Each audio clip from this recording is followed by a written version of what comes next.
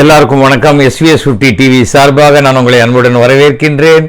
இன்னைக்கு மே மாதம் 10ஆம் தேதி வெள்ளிக்கிழமை. நிறைய பேர் இந்த நீட் எக்ஸாம்லாம் எழுதியிருக்காங்க. எழுதினவங்க எல்லாருமே வெற்றி பெற வேண்டும், நல்ல மார்க் வாங்கி அவங்களுக்கு மிக குறைந்த ஃபீஸில் சீட்டு கிடைக்கணும்னு நான் என்னுடைய விஷஸை நான் சொல்கிறேன். இதில் என்ன காமெடின்னா, அன்றைக்கி நீட் எக்ஸாம் அன்றைக்கி வெளியில் பேரண்ட்ஸ் வெயிட் பண்ணும்போது அதில் 2 குரூப்பாக பிரித்து திடீர்னு ஒருத்தர் ஆரம்பிக்கிறாரு, எதுக்காக நீட் எக்ஸாம் வேணுமா, இதெல்லாம் அவசியமா அப்படிங்கிறார். கண்டிப்பாக வேணும் சார் அப்படின்னு இன்னொருத்தர் சொல்கிறாரு. இதுவா சார் நீட் எக்ஸாம் இருக்குன்னா எதுக்கு 12th எக்ஸாமே வேணாமே அப்படிங்கிறாரு. NEET எக்ஸாம்ங்கிறது medical college seat வாங்கிறதுக்கான exam. அதே சமயம் 12th மார்க்குங்கிறது பாக்கி இன்ஜினியரிங் எல்லாத்துக்கும் உண்டான காலேஜில் சீட்டு வாங்கிறதுக்கு, ஆர்ட்ஸ் அண்ட் சயின்ஸு எல்லாத்துக்கும் உண்டான ஒரு மார்க். தவிர நீட்டே வேண்டான்னு சொல்லி அங்கே கத்துறவங்க எதுக்காக தன்னுடைய குழந்தைங்கள அங்கே கொண்டு வந்து உள்ளே விட்டு எக்ஸாம் எழுத வைக்கிறாங்க எனக்கு புரியல. வெளியில் பேசலாம், வேணும் வேண்டான்னு பேசலாம், ஆனால் அந்த இடத்துல கொண்டு வந்து உள்ளே எக்ஸாம் எழுதி விட்டுட்டு நீட்டே வேணாம் அப்படின்னா அது கோணராக தான் இருக்குது, நீட்டாகவே இல்லை. என்னமோ வேடிக்கை. அதெல்லாம் நியூஸாக வரும்போது பார்த்தா என்ன பேரண்ட்ஸ் இவ்வளோ ஒரு இக்னரண்ட்டாக இருக்காங்களா இல்லை அரகண்ட்டாக இருக்காங்களான்னு தெரியல.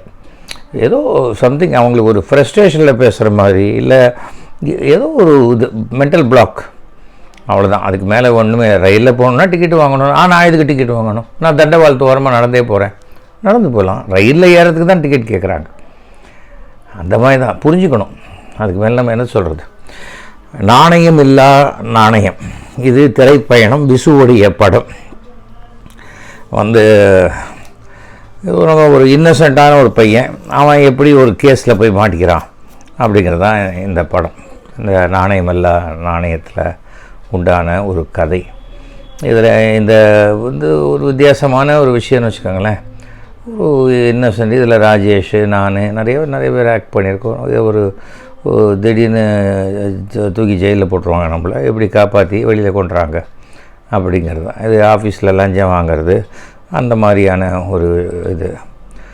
ஒரு இட்ஸ் நல்ல ஃபிலிம், நல்லா போச்சு, நல்லா போன படம். விசுவோடைய படங்களில் நன்றாக போன படங்களில் ஒன்று. இந்த படத்தில் கூட நம்ம கிருஷ்ணமூர்த்திக்கு அசிஸ்டன்ட் டைரக்டராக இருந்தபோது பேர் கஸ்தூரி ராஜா. பிற்காலத்தில் மிகப்பெரிய டைரக்டராகி அவருடைய மகன்தான் நம்மளுடைய தனுஷ்.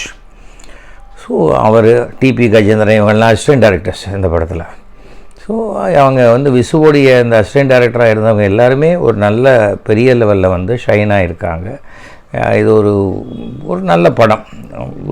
அந்த காலத்தில் விசு படம் எப்போ வருது அப்படின்னு கேட்கக்கூடிய அளவுக்கு. ஏன்னா நாங்கள் இப்போ மாதிரி 1000 தியேட்டர் 2000 தியேட்டர்லாம் ரிலீஸ் பண்ணக்கூடிய காலகட்டம் அல்ல. ஒரு 30 தியேட்டர் 35 தியேட்டர், ஆனால் கண்டினியூஸாக ஒரு 4 ஷோ நடக்கும். மதியானம் 3 மணிக்கு ஒரு ஷோ, இன்னொரு தியேட்டரில் ராத்திரி 10 மணிக்கு ஷோ, அந்த மாதிரியெல்லாம் இல்லாமல் நடக்கும்.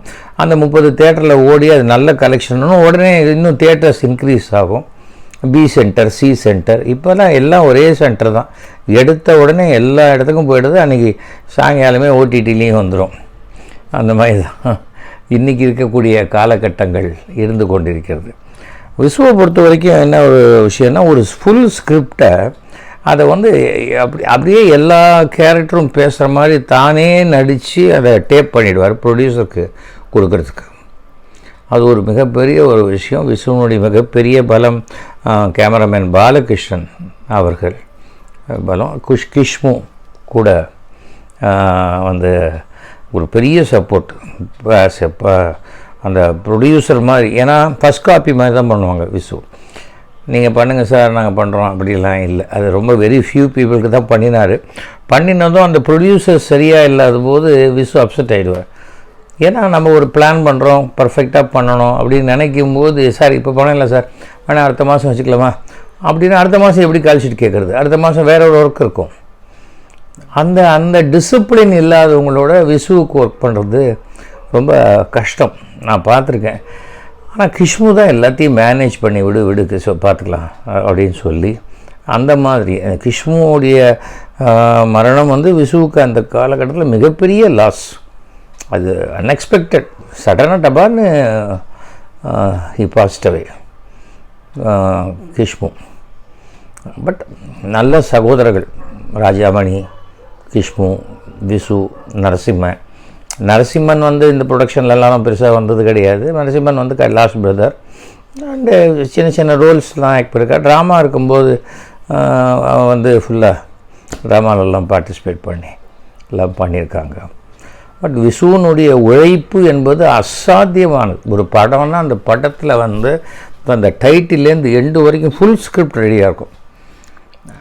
அந்த ஃபுல் ஸ்கிரிப்டோடு தான் ஷூட்டிங்கே ஆரம்பிக்கிறது. இல்லை ஆரம்பிச்சிக்கலாம், அப்புறம் எழுதிக்கலாம், தோணினா பண்ணலாம், அதெல்லாம் விசுக்கிட்ட இல்லை. அதனால தான் இன்றைக்கும் இந்த விசுவுடைய படங்களை நீங்கள் பார்த்தீங்கன்னா அந்த டைலாக்குடைய கோர்வையும் இதுவும், இந்த சீனில் பேசுனது திருப்பி அந்த சீனில் ரிப்பீட் ஆகும், அங்கே பேசுனது இங்கே வரும், இந்த கேரக்டர் சொன்னதையே திருப்பி நீ சொன்ன வார்த்தையை நீ சாப்பிட்டு தான் ஆகணுங்கிற மாதிரி இன்னொரு கேரக்டர் சொல்லும்.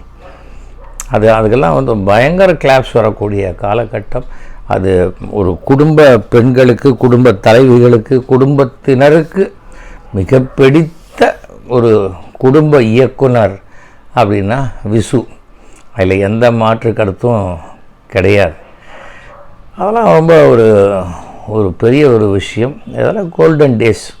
என்றைக்குமே வந்து சில பேர் சொல்லுவாங்க, நம்ம இப்போ பிறந்திருக்கணும்ப்பா, இப்போ தான் ஜாலி 2K கிட்ஸ் எல்லாம் இருக்காங்க, இப்போ இருக்கிறது மாதிரி பிறந்த வேறு மாதிரி. அதெல்லாம் அப்போது எந்த காலமும் நம்ம எப்போ பிறக்கணுமோ அப்போ தான் பிறக்க முடியும். இதெல்லாம் சும்மா பேசிக்கலாமே தவிர அதுக்கு மேலே எதுவுமே கிடையாது. ஸோ விசுவின், அதாவது விசு வழங்கும் அப்படிங்கிறது அது நாணயமில்லா நாணயம். அது வந்து ரொம்ப நல்ல டைட்டில். இதெல்லாம் நாணயம் இல்லாத நாணயம் அப்படிங்கிறது. நாணயங்கிறது ரெண்டு விஷயம் இருக்குது. நேர்மைங்கிறதுக்கும் நாணயம் தான் பேர், காசுக்கும் நாணயம் தான் பேர். அதை அப்படி வச்சு காயின் பண்ணது அந்த டைட்டில், நாணயம் இல்லா நாணயம். ஐ திங்க் பார்த்து சிரித்தது பொம்மை அப்படிங்கிற இந்த படத்தில் வர சாங் தான் நினைக்கிறேன் நான். ஏன் நமக்கே நம்ம படத்தை ரொம்ப பார்க்குறது கிடையாது. ஒரு நாள் பார்ப்பேன், 2 நாள் பார்ப்போம், அவ்வளோதான். தியேட்டரில் ரெஸ்பான்ஸ் எப்படி இருக்குதுன்னு போய் பார்த்துட்டு வருவோம். இந்த சீன் இன்னும் கொஞ்சம் பெட்டராக பண்ணியிருக்கலாமோ, இந்த சீன் இப்படி பண்ணியிருக்கலாமோ அப்படிமா அந்த ரியாக்ஷன், ஆடியன்ஸோடைய ரியாக்ஷனுக்காக தான் தியேட்டருக்கு போகிறதே தவிர நம்ம எப்படி நடிச்சிருக்கோம் அப்படின்னு நம்மளையே நம்ம பார்த்துக்கிறதுக்கு ஒன்றும் அதுக்கு அப்படி ஒரு இன்ட்ரெஸ்ட் நமக்கு என்றைக்குமே இருந்தது கிடையாது. ஓகே, அடுத்தது ஜோக்ஸ் பார்க்கலாமா? உங்கள் மனைவியை தேள் கொட்டிடுச்சே, ஏன் நீங்கள் உடனே அழைச்சிட்டு வரல? சந்தோஷத்தில் கையும் ஓடல காதும் ஓடல டாக்டர். அப்படியே பிரமிச்சு போய் சந்தோஷமாக நின்றுட்டேன். நல்லா இருக்குது.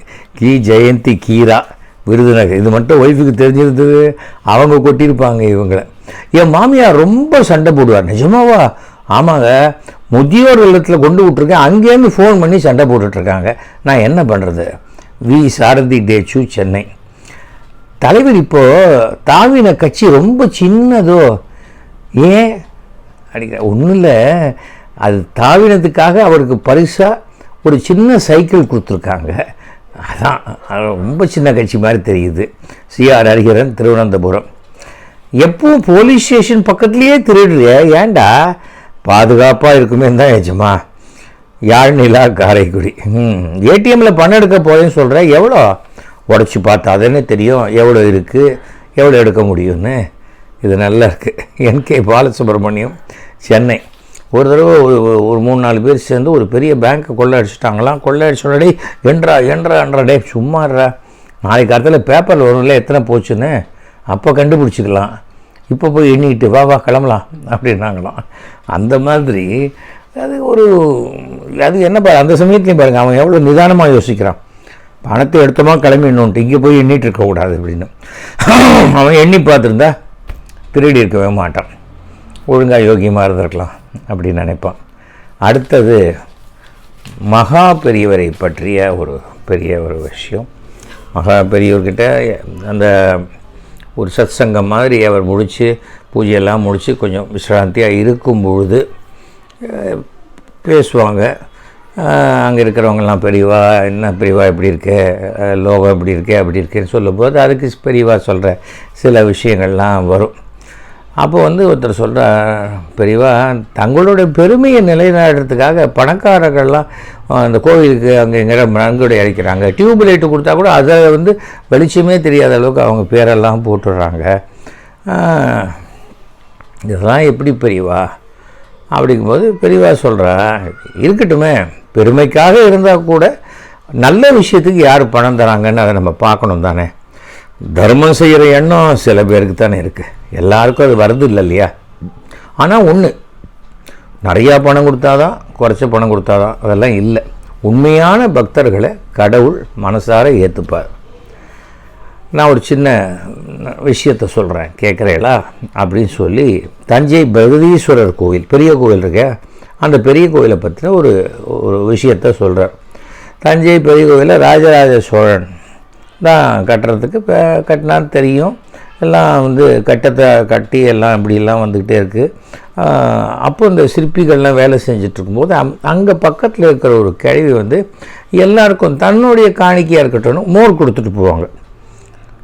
ஏன்னா இவ்வளோ பெரிய கோயில் கட்டுறோம், அதில் நம்ம பங்களிப்பு கொஞ்சமாவது இருக்க வேண்டாமா ஈசனே அப்படின்னு சொல்லிட்டு எல்லாருக்கும் மோர் கொடுத்து போயிட்டுருப்போம். அவள் வீட்டில் வந்து ரொம்ப நாளாக உபயோகிக்கப்படாத ஒரு இது அம்மிக்கல் மாதிரி பெரிய கல், அந்த என்ன சொல்கிறது மருந்தெல்லாம் அரைக்கிற கல், அது மருந்து அரைச்சி அப்படி வருமூனாக இருக்குது, அப்படியே வழவழன்னு இருக்கிற கல். அதை பெரிய அந்த தலைமை சிற்பிக்கிட்ட கொடுத்து, இதை என்னோட உபயமாக வச்சுக்கோங்க, இது இந்த கோவிலில் இருந்தால் எனக்கு ரொம்ப சந்தோஷமாக இருக்கும் அப்படின்னோடனே அவர் அதை பார்த்தாரு, நல்லா இருக்குது, இது வித்தியாசமான கல்லாக இருக்குன்னு அதை ஒரு மாதிரி அப்படி செதுக்கிட்டு அதை கோவிலில் உச்சியில் மேற்பகுதியில் வைக்கிறார். கோவிலில் திருப்பணி முடிஞ்சு கும்பாபிஷேகம் அதுக்கெல்லாம் நாள் குறித்து ரெடியாக இருக்கும்போது அந்த நம்முடைய ராஜராஜ சோழன் அங்கே கோயிலுக்கு அங்கே வந்து, சிவபெருமானே, நாடாளும் மன்னனான நான் கட்டிய கோவிலில் அந்த கோபுர நிழலில் நீங்கள் ஆனந்தமாக இருக்கீங்களா அப்படிங்கிற மாதிரி பெருமிதமாக நினச்சிக்கிட்டு கேட்குறான். அன்றிரவு கனவு வருது ராஜராஜ சோழனுக்கு, மன்னவா, என்னோடய பக்தை பாட்டியம்மா கொடுத்த நிழலில் நான் ஆனந்தமாக இருக்கேன். அப்படியே டக்குன்னு இருந்துட்டு, பாட்டியம்மாவா, பாட்டியம்மா கொடுத்த நிழல்லையா அப்படின்னோடனே உடனே கடகடன் விடிய காலத்தால் கிளம்பி வந்து சிற்பி எல்லாம் கூப்பிட்டு தலைமை சில கூப்பிட்டு கோவிலுக்கு வேறு யாராவது இந்த பாட்டி உதவி செஞ்சாங்களா கோபுரம் அமைக்கிறதுக்கு அப்படின்னோடனே அந்த தலைமை சிற்பி ஒரு பக்கத்தில் இருக்கிற ஒரு பாட்டி வருவாங்க, டெய்லி மோர் கொடுப்பாங்க. அவங்க ஒரு வீட்டில் பெரிய கல் ஒன்று இருந்தது, இந்த மருந்து அரைக்கிற கல், இதை உபயோகப்படுத்திக்கங்கன்னு கொடுத்தாங்க. சரின்ட்டு அந்த கல்லை இன்னும் கொஞ்சம் ஷேப் பண்ணி அதை மேலே வச்சுருக்கேன் கோபுரத்தில் அப்படின்னா அந்த பாட்டியை வர சொல்லணும். பயந்து போயிட்டாங்க, ஐயோ என்ன ஆகுது என்னென்னா. அந்த பாட்டி வந்தோடனே பாட்டி அப்படியே கும்பிட்டு பாட்டி காலில் சாஷ்டாங்கமாக விழுந்து நமஸ்காரம் பண்ணி, பாட்டி நீங்கள் தான் உண்மையான பக்தை, சிவபெருமானுடைய அருள் உங்களுக்கு தான் அதிகமாக இருக்குது அப்படின்னா. என்னென்னா கோடிக்கணக்கில் பணம் கொடுத்தா கூட ஒரு உண்மையான பக்தி உள்ள ஒரு ஏழை ஒரு 10 பைசா கொடுத்தா கூட அதுக்கு தான் மரியாதை ஜாஸ்தி இல்லையா. அந்த மாதிரி 999 ரூபா இருக்கலாம், ஆனால் ₹1 போட்டால் தான் அது 1000 ரூபாய் ஆகும். அதனால் அந்த ₹1 ₹500 அப்படின்னு சொல்கிற அர்த்தமே இல்லை. மகாபெரிவா சொன்னோன்னே எல்லாருக்கும் ஒரு சந்தோஷம். ஏன்னா சில விஷயங்கள் நம்ம மேலோட்டமாக பார்க்குறோம், அது வந்து மகாபெரிவா வந்து அதோடைய அந்த உள்ளே என்ன நடக்குது அதோடைய விஷயம். சில சமயம் நம்ம வந்து செயலை மட்டும் பார்ப்போம், ஆனால் அந்த இன்டென்ஷன் வந்து நமக்கு தூய்மையாக இருந்தால் செயல் முன்ன பின்ன இருந்தால் கூட கடவுள் அருள் நமக்கு கிடைக்குங்கிறதுக்கு இது ஒரு உதாரணம். யாராவது எங்கிட்ட ஃபோன் பண்ணி பேசணுன்னா 9841023545 கூப்பிடுங்க. ட்ரஸ்ட்டுக்கு டொனேட் பண்ணணும்னு நினைக்கிறவங்க நீங்கள் வந்து மயிலாப்பூர் MLA@gmail.comல கான்டாக்ட் பண்ணுங்கள். ஓகே, மீண்டும் சந்திப்போம். அனைவருக்கும் நன்றி, வணக்கம், ஜெய்ஹிந்த். சந்திரசேகரா ஈஷா ஈஷா சுந்தரேஸ்வர